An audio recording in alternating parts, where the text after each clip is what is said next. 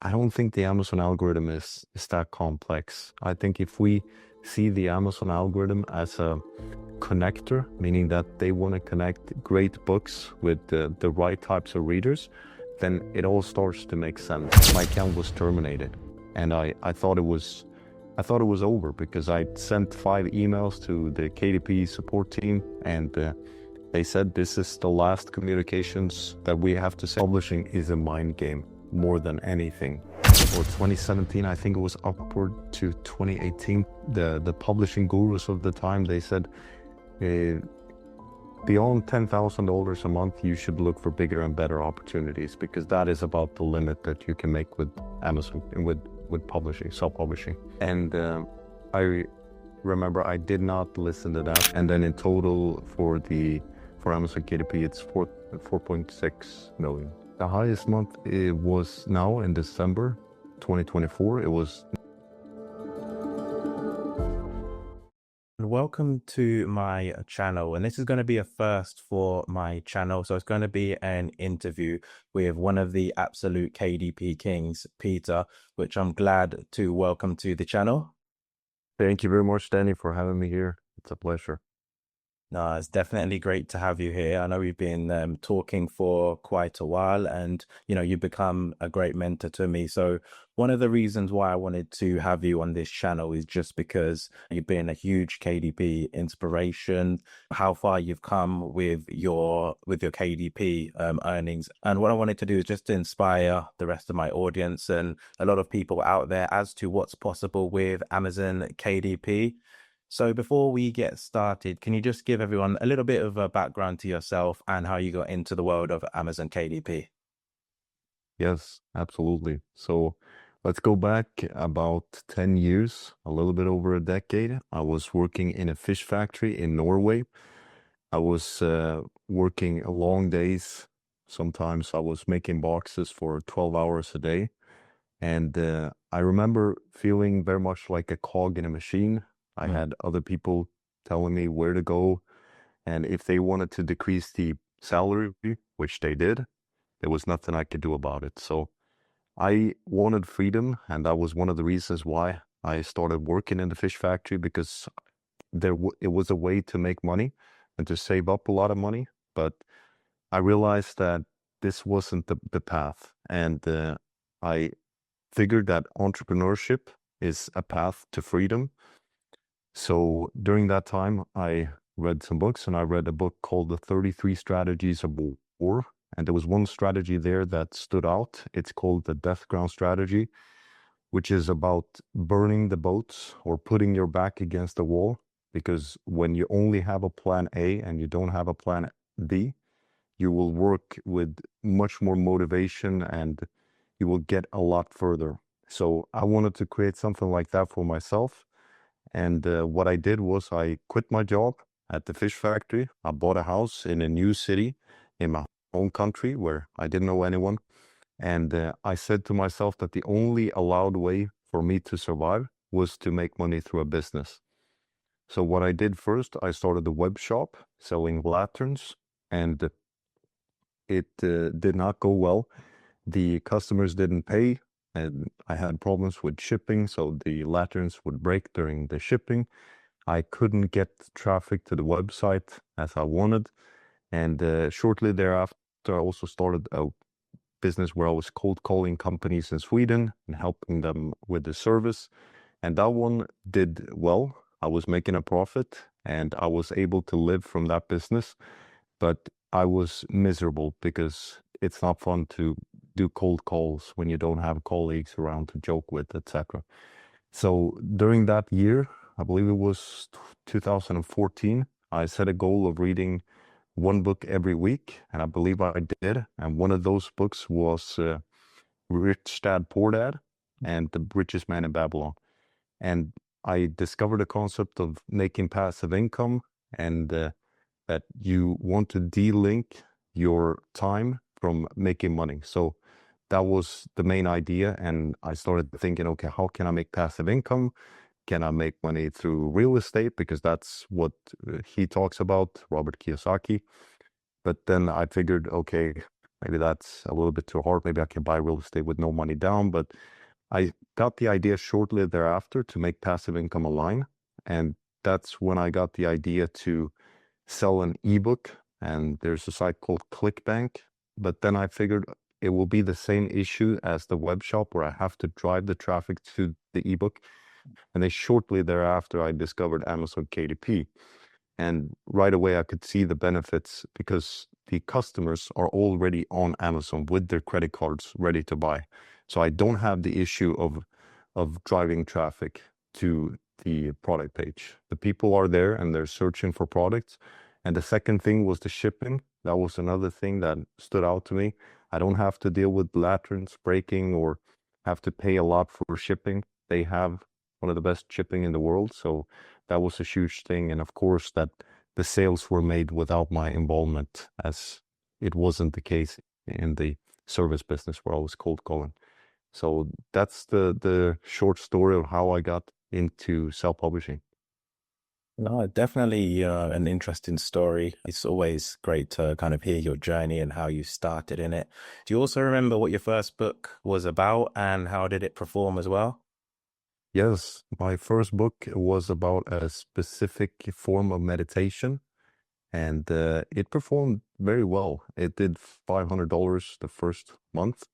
Now, back then, the way we were being taught was to focus primarily on the ebook and do and the category Kindle short reads. And I remember the book got good reviews, but it also got some bad reviews complaining that it was too short. So I did a second edition. I updated it, doubled the length. Maybe in total, I perhaps got it up to 18,000 words when it was all done. But still, it was a learning experience. So I think it was a bit unusual to make that much from the first book, but I think I did very good niche research, and that was why it succeeded.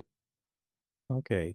And then from that point, when did you start to realize that Amazon KDP could create a full-time income? Mm. This is going to sound a bit arrogant, but even before I started publishing the first book, I realized I could make it a full-time income because before I started, I remember I watched at least one, but I think it was three interviews. There's one guy that was making $3,000 a month, another one woman that was making 5,000 a month, and then there was another one that was making, I believe, 10 or $11,000 a month. And that really made me believe that it is possible because I could tell that they were authentic in the way they were being interviewed, and I could understand as well that it makes sense because I buy books. I read a lot of nonfiction books. Like I told you before, I read at least 50 books that year, 52 books, I believe. So there are people buying books and I'm buying books. So it makes sense that the people behind those books are making money, which is the publishers. So that's the answer to that question. No, that's a great answer. So what's been your highest month on Amazon KDP and how much have you been able to make in total from the platform? The highest month it was now in December 2024. It was $95,000, and then in total for Amazon KDP, it's 4.6 million. Wow, that's absolutely mind blowing. As I said, it's so impressive just to have people out there that are doing those kind of numbers. It really shows everyone what's possible. I think sometimes you can get to certain levels with KDP and almost get comfortable. But when, I hear of people like you out there that, are still at the top and you're earning that much and you're still pushing, it definitely inspires me and many others to keep on going with Amazon KDP as well. So how do you choose the book ideas to pursue? And also, the first book that you created, did you write that yourself or? No, the first book I did not write myself, but I did write a couple of books after that myself. But I have usually hired writers, so that has been my primary method of creating the books. And in terms of creating the books, as I mentioned with the first book, I did good market research. Now, after that, the first two books were good, but after that, I strayed. I didn't focus so much on proper niche research, so the books after that failed.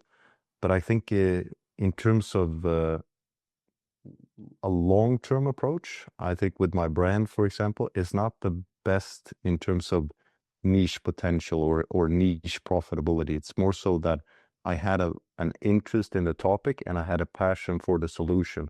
So even if it wasn't the most profitable in terms of the numbers and the metrics, I was able to make it profitable over a long term, over a long time, because I built an email list and I built the brand and I was able to generate traffic from outside of Amazon as well. But I think both approaches in terms of market research and following passion works, but I think ideally you want to combine where you have passion and niche market demand coming together. Okay. And what would your typical book creation workflow look like from the start all the way to the end? So right now it looks like this. I decide the topic, I create the title, and then after that, I add the title to the guideline creator, and then the guideline creator does the research. I did this myself before. In essence, she goes and she looks at existing books on Amazon. She reads the reviews, the positive, the negatives, and she looks, okay, maybe we can make this better, and this might be missing, etc. So we aim to come out with a product that is either better or more unique than what is already out there. So we're adding to the marketplace. And then after she's done with the guideline, then the editor will then scan through it. Okay, it looks good. And then the writer will take over and she will then, or he will complete the manuscript. And then the editor will go back and forth, usually a couple of times with the writer.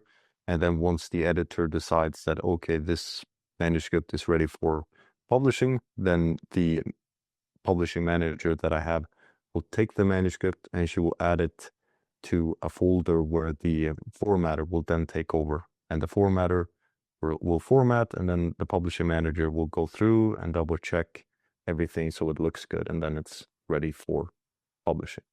Yeah, wow. So you mentioned quite a lot in the process there and kind of the people that you've got working for you. How are you able to find these people? I hire primarily through Upwork. So Upwork is a freelancing platform where you can find a lot of skilled professionals. So that has been my primary source of finding these freelancers. So I think I've put out at least I've hired at least 700 freelancers. Obviously, not all of them have I work with now, but I think Upwork is a great way to find these freelancers. Oh, wow. So you said, if I'm right, so you've hired over 700 freelancers.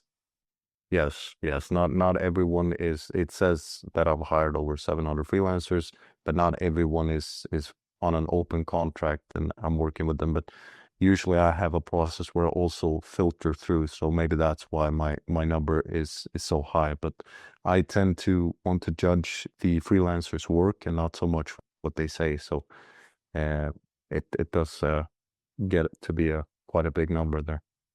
Yeah, no, that does seem quite an impressive process. So, from obviously everything that you've mentioned, you primarily focus on ideally high content books. What are your thoughts between low content, mid content, and high content as well?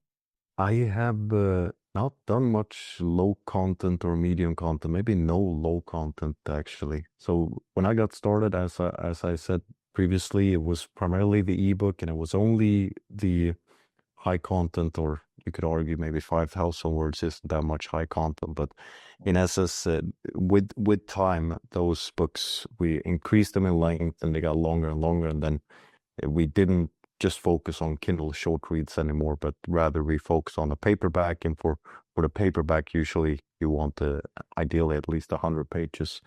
So in terms of a high content book, but I think it was just a couple of years ago I got my eyes open to medium content because that was completely out of my radar for uh, at least up until 2020. So, but now I saw your channel. I think I discovered you via the Mid Journey video. You got a very popular video there, and yeah, I've been looking at the Amazon. I've been seeing obviously Coco the top books there, several ones in the top 20. So it has piqued my interest, but at the same time, I know I need to be focused on what I understand, and I understand high content nonfiction books best. So that's what I tend to stick with. But I see potential in everything as long as you do it right and you do it in a in an efficient way. So how are you able to, not get distracted? Because especially for beginners and, new people getting into Amazon, it's very easy to, see this niche and they want to target, see another niche they want to target. How are you able to just kind of stay zoned in and stay focused on your niche? I aim to remind myself of the compounding effect, the snowball effect. That's what I aim to get with the books I publish and the brand I build, is where you roll the snowball in the beginning, it's small, but it as with you roll it more and more, it gets bigger and bigger and bigger. And if you're publishing in many different niches where there's no connection between the books, then even if you got one book here that is selling very well, it doesn't affect the sales of this book. So these two are just completely separate. But if you build a series of books, that means that this book that's doing very well will lead into the sales of this book and then this book and this book. And that's when you start to get a compounding effect where you, uh, everything that you have done previously will help everything that you're doing now. And that's what I aim for. Now, I'm not perfect. I see opportunities, but I think back in 2024, especially, I made the decision that let's only focus on the books under my brands because that just looking at the results, that's where I'm getting best results as well. So, but I understand it's hard, especially when you see opportunities. No, it definitely is. That's something even now that I'm learning too, that even with some of the success that I've had, just to make sure that, I just stay zoned in and stay focused on what's working for me rather than getting distracted. But I also wanted to ask about kind of your book covers and description, kind of what roles that they play in, attracting readers. Are you trying to make sure that you have kind of the best book covers, or, what's your process around that? Yes, definitely. So book covers, people do judge a book by its cover. So I think if we're taking all this time and perhaps money as well invested in creating a great book, then it does make sense that we take some extra time and perhaps some extra money, especially if we're not professional designers, to create the book cover, since we know that people do judge a book by its cover. So I take a lot of energy on that. I've put a lot of energy to that to make sure they're great. For example, I've never done the book covers myself. Maybe I've done one or two, but I don't know if those were ever published. So I realized early on that this is not my area of expertise. So, but that doesn't mean that I cannot learn what a great cover looks like, because that is one of the most important skills that you can have as a publisher, is to be able to judge, okay, this is a good color combination, for example, and this font, it matches with what the topic is about or the angle of the book, or this book cover is missing contrast, or whatever small detail it is on the book cover that matters. One thing that matters a lot is just the image that you show on the book cover. So an extreme example would be a keto diet book, and it's showing an apple. That is not a part of the keto diet. So obviously the image is the one that will make it so that readers will not buy this book, and thus it will impact the conversion rate, and the book will just go lower and lower in the rankings. That's an obvious mistake, but it might be smaller mistakes as well with the image choice. And I think that is where I would spend a lot of time, because even if you have a great book cover design, if the image is not matching or creating an emotional appeal with what the readers want, it can fail. So I would say book covers, learning about how, for example, if you're creating a kid's book, then yes, using a lot of colors makes sense, using a playful font makes sense. But if you're making a book for adults, then fewer colors makes more sense than a more serious font. So it's about seeing all these patterns and thinking about the target audience, the topic, so it all matches.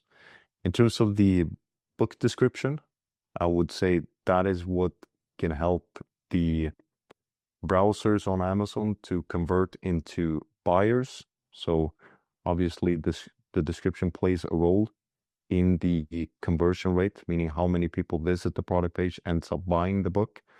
And one common mistake I've seen now that I work more and more with publisher and I look at my own books, it's mistakes that I've done, is to think that the reader will know what the book is about without me telling it, or know what the value of the book is without me telling it.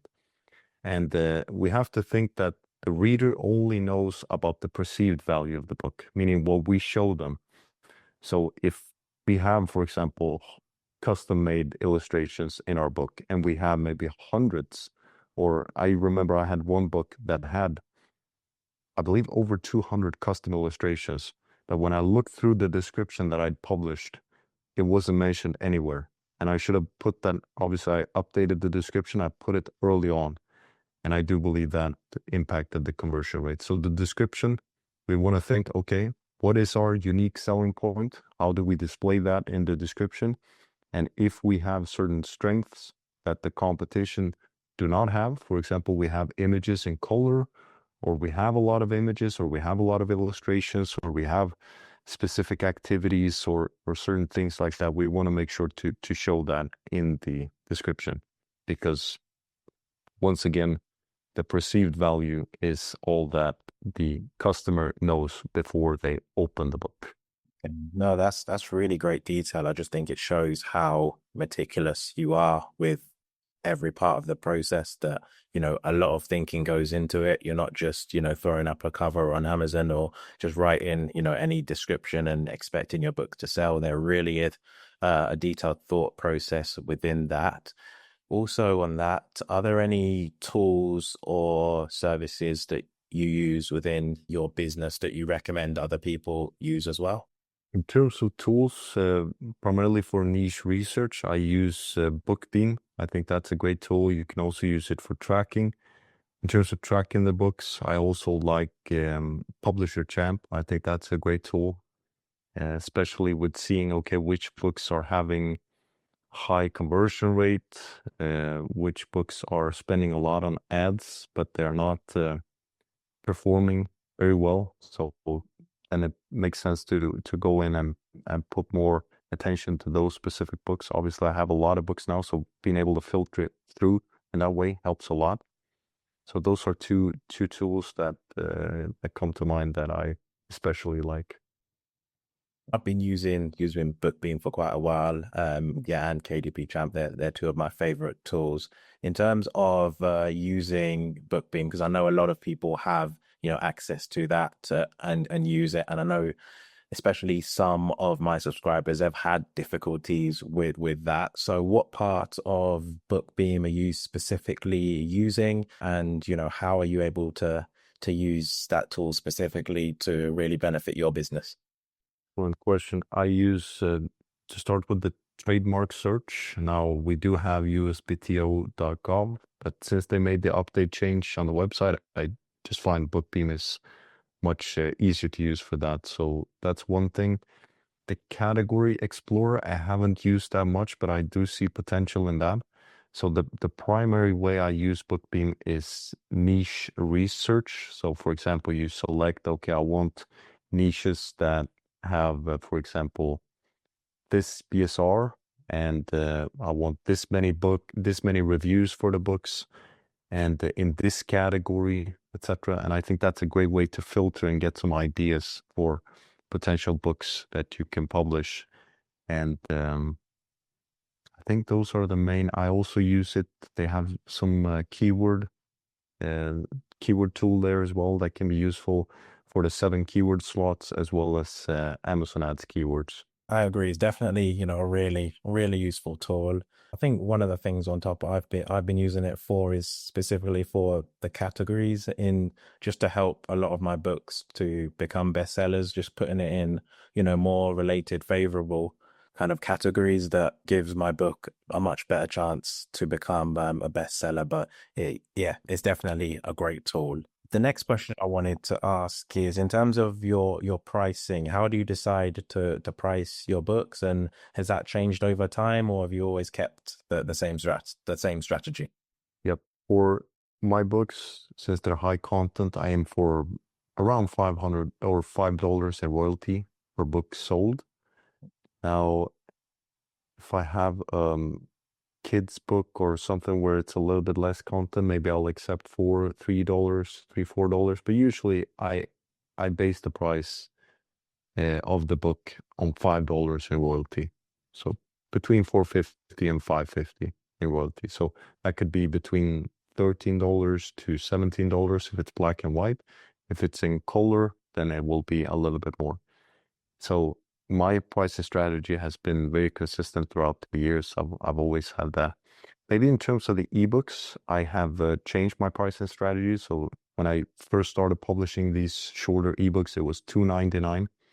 That was the max price. But then eventually now we're doing longer books, 30,000. Some books are over 50,000 words. So now instead of focusing on the ebooks, we are more so focusing on the paperback sales. So now we're pricing the ebook maybe at $7.99 or $9.99, because then it will also make more sense for the customer to buy the paperback, which is our ultimate goal. So that is the biggest change in terms of the pricing strategy. Sometimes I've published at a lower price in the beginning to get some initial sales or more initial sales. And I also send out the paperback to potential reviewers. So that is one strategy that I've used. But more often than not, I simply publish it at the price where I will keep it, which is usually between $13 to $17.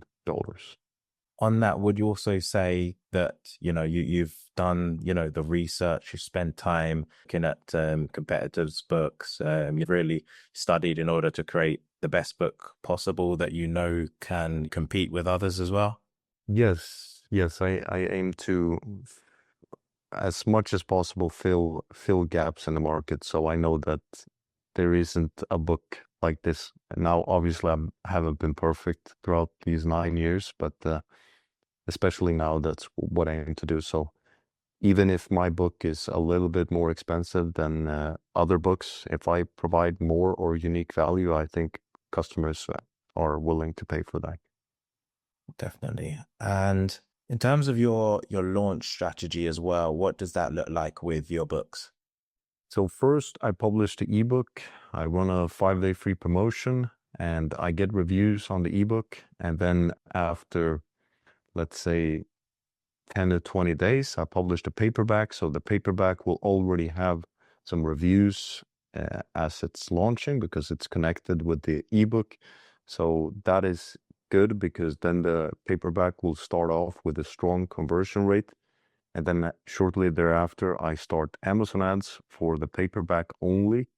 And then I send out an email to my email list. And then some of them will also buy the book. And that way it's getting a boost. But even if I didn't have an email list, I think reviews and running Amazon ads, I think those are the main components in a good launch. Okay. And how can someone build up an email list? That's a good question. I think you you can do the method where you're having a lead magnet in the book. That's a good way to build a targeted group of readers who have proven to like your books. So that's one way. You create a free bonus, something that complements the thing that they are already reading. For example, if you're doing a guide, maybe you have a lead magnet that's a workbook or something more of what you're already offering. So it could be if you're doing storybooks, it could be 10 additional stories or something like that. But in essence, you're giving away something that they are willing to exchange their email address for. And then you deliver that, and then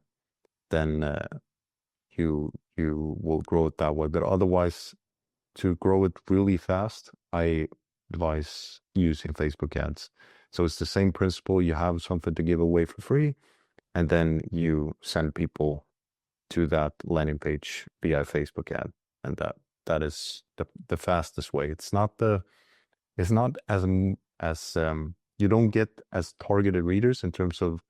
I think that the people from Facebook, they will not buy your book as often as the ones that are opting in from your book. But still, it's a great way to build an email list. Okay. And with the Facebook ads, that's not a strategy that I've tried before at all. How much would how much would that cost? That very much depends on the niche. Mm. So, but let's say you would pay, I think you can get away with $1 per email list. It really depends on the niche. Some niches will be more expensive. Other niches will be less expensive. So I can't give a black and white answer to that, but I would I would test it and see, okay, I'm targeting Amazon customers, for example. I'm targeting this niche, and then I would see, okay, I'm getting this cost per email. And does that make sense? If you're paying $10 per email, then it doesn't make sense. But if you're paying $1 or less per email, then yeah, that could definitely make sense. Okay. And continuing on with the cost when you are launching a book, particularly with Amazon ads, how much are you realistically allocating towards the launch? I know it would vary on each book, but what would be kind of more realistic to the audience? I know there's going to be a lot of beginners listening that may not have a huge budget, but what would be realistic that you say they should allocate towards launching? And is there a period, let's say they expect to maybe spend a little bit more and then later they can maybe turn it down, or what would be your process? I would set if I don't have a big budget, I would probably go with $5 in daily budget. It's not necessarily that Amazon ads will spend that amount. So with Amazon ads, you only pay per click. So that is the good thing, that if you are not getting any sales from the clicks that you're paying for, then you can easily turn off those keywords that you're targeting, or those entire ad campaigns as well. So I would start with an amount that I'm comfortable with, but I would also realize that Amazon ads is one of the most important thing to get early momentum for the book. It's one of the easiest ways to get early momentum in terms of sales for your book. So I would definitely advise to use that. Now, if you don't want to go with a high spend, then the amount you pay per click can obviously be lower as well. So it all depends. But if you go with 0.3, for example, $0.3 per click, then you're not going to hit your budget as easily as if you were to pay, for example, $1.5 per click. So yes, I would say start off with what you're comfortable with, and then based on that, either increase or decrease the bids, and go from there. And from those launches, would you say now at the point you're at, are you still quite successful with every book that you launch, with all, your strategies and all the knowledge that you have now? Or do you still sometimes get failures? For the brand, they are always profitable because of the email list and because of the following we have. So in terms of that, it's you could say it's a guaranteed success in terms of making its money back and making a profit. But in terms of other books, I'm sure I've had a couple of books that have not gone as expected. I believe it was 2023 and maybe a little bit into 2024 as well.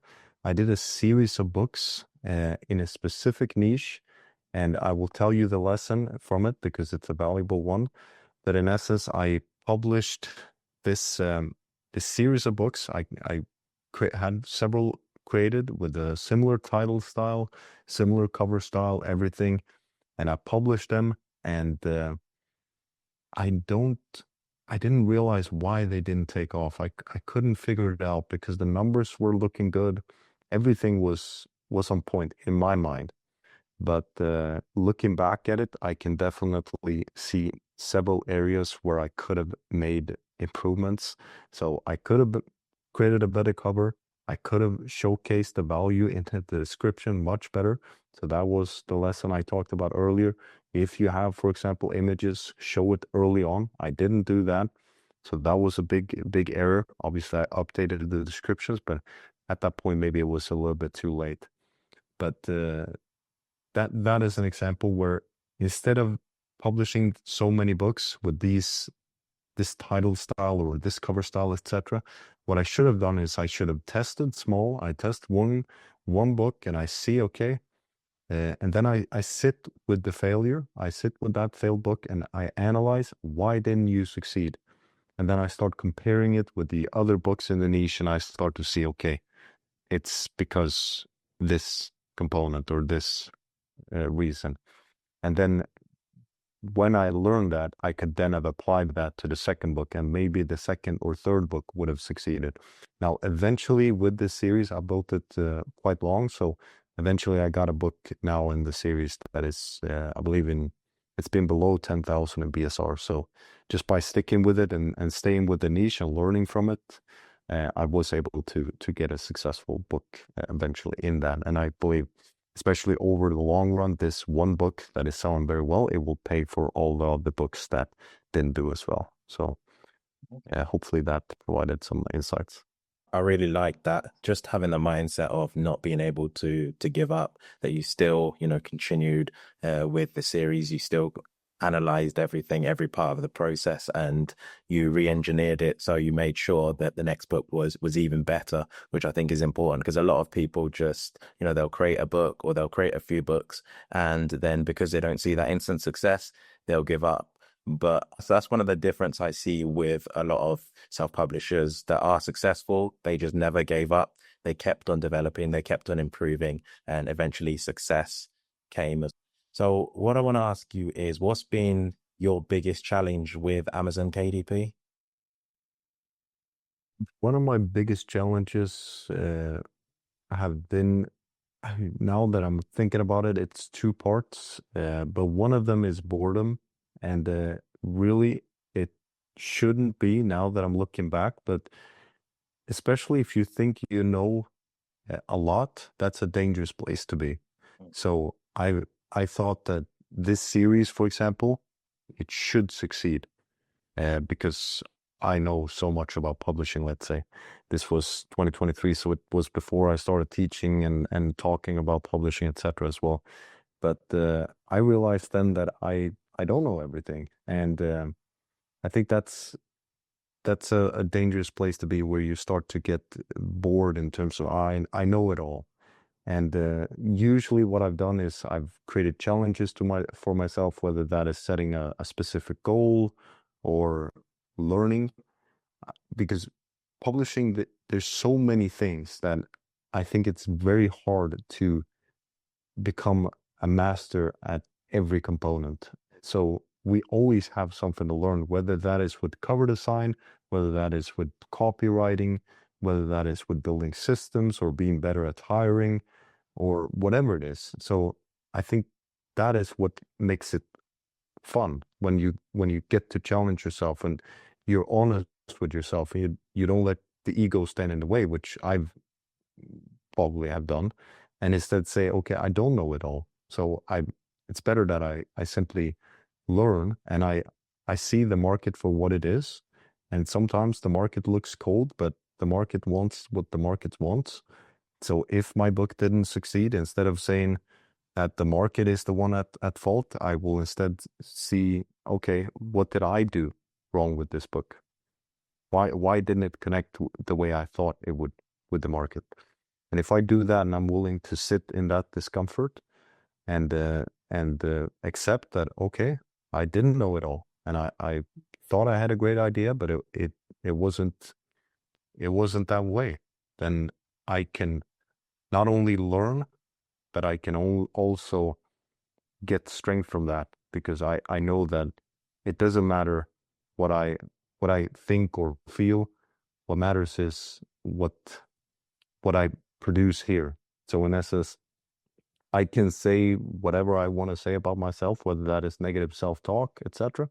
But the success is not determined based on what I say to myself. It's determined based on my actions and what I am able to produce. I'm going a little bit in circles, but hopefully you understand where I'm going here.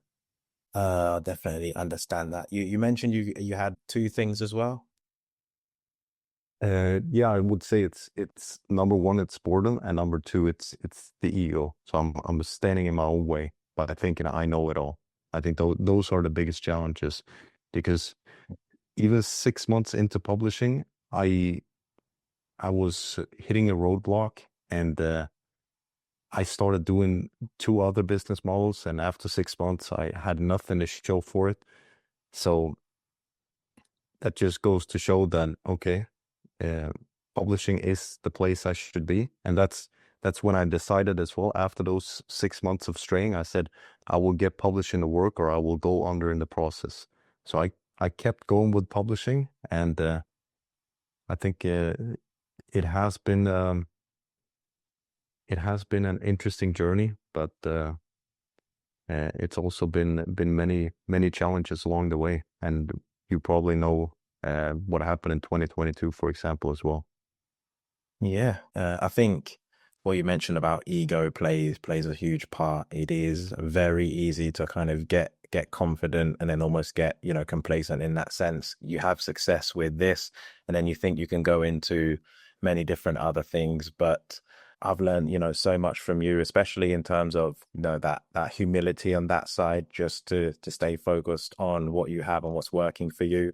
I think even humility on that side, even before this interview, my audio, everything was not working at all, but Peter was there patiently, just waiting. He gave me the time to fix everything, and I managed to get everything sorted, but it took me a good maybe 15 to 20 minutes. But a lot of people wouldn't have that patience to wait. So I really appreciated that, and that's just a great example of who you are as a person as. Thank you very much. Of course, Daddy. So the next question that I had for you. So what's the most important lesson you've learned in your publishing journey? I think one of the biggest lessons is that publishing is a mind game more than anything. I can take an example. So you can have two people, they go through the exact same program, they learn the exact same things, but if you look at the results of those two different people in 3 years from now, they will differ. One person might be getting great results, and another one not so much. And I think more than anything, it is the mindset that is the determining factor. It is the self-belief and the belief that it is possible.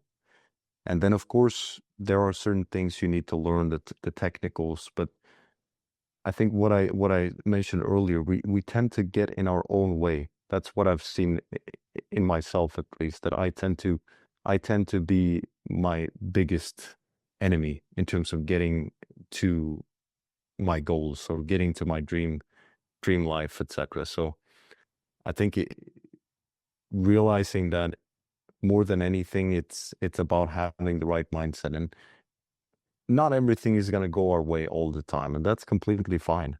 For example, back in 2022, my account was terminated, and I thought it was over, because I sent 5 emails to the KDP support team, and they said this is the last communications of this that we have to say. We uphold our decision. We will not answer you anymore. And I thought it was over. I thought, okay, that's it. But even then, I didn't give up. I knew there has to be a way, because this is injustice. This is a technical error. I know for a fact that the book that you're telling me that I don't have the rights to, I have the rights to 100%, and I can prove it. Just let me talk to the right person. So I remember I called Amazon. I called the regular Amazon customer support. They didn't answer. I called lawyers in the United States. I had a very hard time getting to any person that can help me. But then eventually, after long enough thinking, I found a way to get to a special support team in KDP, and I didn't access that from my account, but rather from an old email that I'd sent to this indie specialist team. So that's just one way where you might think that okay, it's over now. I published 10 books or 20 books and none of them took off, but where there's a will, there's a way. So simply be willing to sit in the discomfort and analyze and perhaps get outside eyes to look at your books and see, okay, well, this is the reason why it didn't succeed. And I think if you're willing to do that, if you're willing to get some outside feedback, then I don't believe there's anything except our own self that can stop us. Yeah, thank you for sharing that. I think a lot of people think that those who have made a lot of money from Amazon, they haven't had any challenges or any difficulties along the way. But just that story that you shared about how you lost your account does show that, even you too, you face challenges, you face setbacks, but still you knew you hadn't violated any of Amazon's policy. You knew you were in the right. And because of that, again, you stood on that and you did everything you could to ensure that you would get your account back. So that just shows your side of determination as well, which I know a lot of people will take that on board. The next question I have for you, what would you say is the biggest lie that you've heard in the self-publishing world? Interesting question. I don't know if it's a lie, but it's something I see is people are too focused on, let's say, cracking the Amazon algorithm. I don't think the Amazon algorithm is that complex. I think if we see the Amazon algorithm as a connector, meaning that they want to connect great books with the right types of readers, then it all starts to make sense. So instead of focusing on, okay, I need to get this amount of reviews to please the algorithm, or I need to enter keywords here and there and there in order to please the algorithm, I would, instead of doing that, I would focus, okay, how do I produce the best possible book for a specific type of reader? And then, of course, I want to add keywords and I want to add the best optimal keywords, but that is more the icing of the cake. Of course, the main keyword can be the foundation if you don't have an audience to drive traffic to your book. But even if you think about the top books on Amazon, they don't have keywords. Yes, they might have an audience, and that's why they're selling. But you want to think that there are real readers buying your books. So you're not putting a book out there and then having an algorithm just do some magic. It's instead they're real readers. They're looking through, they're scrolling through. And yes, of course, the algorithm will look into how many people click on the book, how many people buy the book after clicking on it. But there might be so many other factors that I don't think that's the best use of our time. I think the best use of our time is simply to get into the mind of the person who's buying the book, and then based on that, create a great experience for them and also present the book in a way that makes it the most appealing option for them. So I think that's one perhaps not a lie, but one way where I see people focus a bit incorrectly. Yeah. And I love the simplicity of that. There's no kind of, complex way to it. You really just made it simple for most people to really know what to look for and how to have some success. There's no, a lot of people like to think Amazon is very complex, confusing, and try to completely figure out the algorithm. But as you said, basically, just create a great book and know who your audience is and just follow those steps, and eventually you will have success. So next, I want to know is what advice would you give to new self-publishers starting on Amazon in 2025? For new publishers, I would aim to learn a proven way first, meaning that it's not, for example, when I'm out traveling, I sometimes speak with people and I say what I do, and some of them, they say, I have this great idea. It sounds really good. It's unique. And from an experience point of view, it absolutely sounds amazing. They could have thought about this unique way of combining something or adding certain illustrations, etc. But in terms of that book succeeding on Amazon, unless there is a clear market demand, meaning that there are people actively searching for that solution, then I think it will not become as great of a success as they might have hoped. So that's one way where I see new publishers or new people to Amazon KDP where they go a little bit wrong, is they think they have a great idea, but they don't necessarily validate it on the market. So that's why it's always good to learn. Okay, I know this is how to validate if there's demand on the market. So follow a step-by-step process there in the beginning. I think that's very useful, and not reinvent the wheel. So instead of debating different softwares, if you know that there is someone who has results, let's say as you, Danny, and you recommend a software, if I was a complete beginner, I would simply listen to that and I would use that software. I would use that website, whether it's Upwork for finding freelancers or Fiverr for finding a specific freelancer or 99 Design for finding great cover designers, etc. I would not aim to find my own solutions outside of what, let's say, you, Danny, would recommend to me. Instead, I would simply follow exactly what you say. And then maybe when I'm 1, 2 years into publishing, then I would start to think, okay, maybe I can add this unique way of doing it. And because we all have our own individuality and we don't look at niches the same or books the same. So of course we want to bring that into our books, our own individuality and our own uniqueness.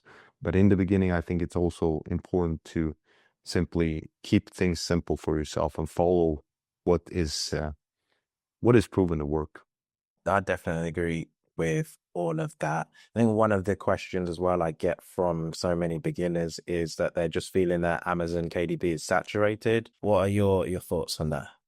Definitely not. It's my first thought because yes, there will always be competition wherever there's demand. There will eventually be competition, but I remember back in 2016 or 2017, I think it was upward to 2018, the publishing gurus of the time, they said, beyond $10,000 a month, you should look for bigger and better opportunities because that is about the limit that you can make with Amazon and with publishing, self-publishing. And I remember I did not listen to that because I saw one person, he was making $30,000 a month, and I think this was back in 2016, and that was an anomaly. We didn't see many people like that, or I only saw him. But now we see people making a lot of money, tens of thousands of dollars. We have, as you know, in the DP community, we have one making 45,000 in December of last year. Andre just started 1 year. He started in January 2023, I believe, or December. But either way, in 1 year, he got up to $19,000 a month. So in of course, that was in December, but still now he's making over $10,000 a month. So he crossed the limit that these publishing gurus set in about a year. So I think that goes to show that it's not saturated and that there is still a lot of opportunities. Now, I do believe that in certain ways, the standard is higher now compared to what it was a couple of years ago, but everything is going to evolve. For example, the iPhone 6 is not the same as iPhone 16. So things do become better, but so do the tools that we have access to and the knowledge and the information that we have. So to get up to speed now, it's not that hard because there are so many educational resources and we have so many softwares to help speed things up for us. Yeah, and on that, how are you able to kind of stay ahead of the competition? I think for me, primarily the biggest benefit has been the communities I've created. So I think especially the elite communities, the conversations we're having there, I've said it before, but I learn from you, Danny. I learn from everyone else in the community, even if they are beginners. Sometimes I get insights and ideas and software tips. So I think getting around other publishers, I think that's a great way. And I know in the beginning, you can also maybe find a buddy that you can call. And maybe you create a group of 4 people. I know many publishers have done this where every Sunday we just check in on each other and we see, okay, how are things going for you? How did the week go? What is your goal? Have you discovered anything new? And then you start masterminding like that. I think that can be a powerful strategy as well to stay ahead. But that is in essence what I do primarily now. In the beginning, I watched a lot of YouTube videos, but the last couple of years, I've not watched so much YouTube, but rather now I'm interacting with other publishers. So I think on that, you've been self-publishing for nearly 9 years now, if I'm right. So how are you able to deal with burnout? Because I know being in the industry for so long, how are you able to, stay balanced and keep on going and basically, yeah, just not get tired of it all?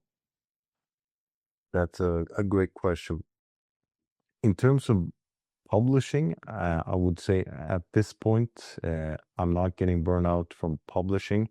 Now, because I've added driven publishers and the communities, and I've just last week, I did the 4-day live course. We recorded 7 videos. I think we went live on Q&A as well. And we had the launch before that. So when I added that on and turned on top of my own publishing business at the end of the 4-day live course, I could feel myself as I was talking. It was like I was going in circles and my brain wasn't fully active almost. So uh, I have experienced that now a little bit. I got a little bit sick now, but what I've done now is I've simply slept. I let my body rest. I've let my brain rest, and I haven't consumed any caffeine. So I think that's how I deal with it, is simply listen to my body, listen to my brain. If I know, okay, there you start to talk in circles, okay, then I know it's time to slow down. It's time to take a break. So I think that's the biggest key for me. That's really, really good to know. And also, what are your future plans with your Amazon KDP business? In terms of Amazon KDP, I will focus on fewer books, or I have already started that. So we're producing a lot fewer books this year compared to previous years. And the reason for that is because I see that we can make a lot more money per book published if we put more energy to them. So we can have fewer higher impact books. I think that is the key to succeeding now in 2025, because we have AI getting information out there. That's not the key anymore. It's about creating a great experience for the reader. And to do that, it requires some extra thinking and perhaps some extra attention to detail. And also the marketing will be stronger if you have fewer books to focus on. So that is the main thing I'm focusing on. And also, as I mentioned earlier, I will focus primarily on my brands. So I'm not looking to publish in many different niches, but rather focus in on what's proven to work. And other than that, in terms of driven publishers, I'm looking forward to the Barcelona event now. You will come and speak as well, so that will be great. And that's what I'm planning in the near future. Not much more than that. Yeah, I'm definitely looking forward to the event. Can you let people know a little bit more about that? Yes, absolutely. So it was quite a spontaneous. I was in Peru and I was talking with Gerald, and he was saying that we could have an event in Barcelona, and I figured that that would be a great thing because we just had an event in Lima, Peru. So we started messaging people and putting things together. And I reached out to you and asked if you want to speak. And I reached out to a couple of others. So we have I think, at least 5 confirmed speakers, and we have many attendees that have confirmed that they will come as well. So it will be a 2-day event where we will not just speak, but of course, we will also work with the people who are attending. So we're planning to have, for example, workshops where we can help them if they want to show us their books or things that they're struggling with, or perhaps sit and discuss their current challenges or their goals, etc. We can help with that as well. So it's meant to be an interactive experience, because publishing can also be a lonely journey. Sometimes we're sitting in front of our screens and working by ourselves. So when we get to meet other people who are on a similar journey, I think that can be a great experience. And I think it's a lot of great friendships from me have come from events. So, and meeting other publishers. So that is the idea. No, it sounds really great. I'm definitely looking forward to the event. It sounds really exciting. I think that's one of the things that probably lacks in the Amazon KDP space, just having that community, being able to create real relationships with other publishers, because it is quite lonely out there just publishing books all the time. You've not really got people to ask questions or to know what you're doing right from wrong. But, if you are able to have a community, attend events, and you can really build relationships, and you never know what might come from it as well. So it's definitely a great thing that you're doing. And how can people get in touch with you as well? I know that, you've shared a lot of great information today, probably things that have really blown people's minds as to what is possible with Amazon. So how can people get in touch with you and find out more? Yes, so I have a YouTube channel. It's called Driven Publishers. Then it's the free school community. It's Driven Publishers. And right now it has a beginner course, and I think it will stay up for at least a month or so. But we're thinking about taking it down eventually and focusing more on intermediate and advanced content. So adding that. But other than that, I think those are the main places to find me. So that's great. So what I'll do is I'll link them in the description so people can find you. But it's been an absolute pleasure speaking with you today. I know you've dropped so many nuggets that will definitely be beneficial to a lot of people. I thank you for taking, the time out of your very busy schedule. I know a lot of people will take a lot from this. If you'd like to see a part 2, maybe to this interview as well, then leave some questions in the comments and we'll try and schedule in a part 2 if there's enough interest. But thanks for your time, Peter. What I'd like you to do as well, if you can just leave maybe one piece of advice, one golden nugget that maybe you haven't mentioned for our audience to end on. Yes, absolutely. I think focusing on being consistent, that's the main thing. So create a vision for your life. Have no limitations when you're creating this. Just think, what is an ideal life for me? And then you create the goals, and then you create the plan. But more important than that is just to stay consistent, is to keep going. Walk that 10 miles every day. I think that's the key. Even if you don't feel like it, just make small progress every day. Just small progress every week, every month.